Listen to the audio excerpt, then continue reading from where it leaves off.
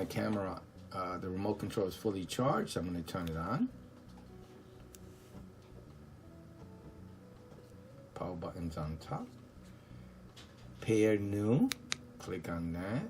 Put the camera in pairing mode. Okay, camera is on. I'm going to swipe down. Scroll over. Preferences. Wireless connections. And then connected devices. The remote. So I'm choosing the remote. Okay, there it is. Connected.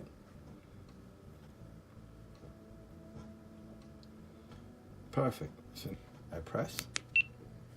And it starts recording. Of course, it's recording just nothing because of the cover. But I know it's working. Okay, it's working. Seems fine. Bye now.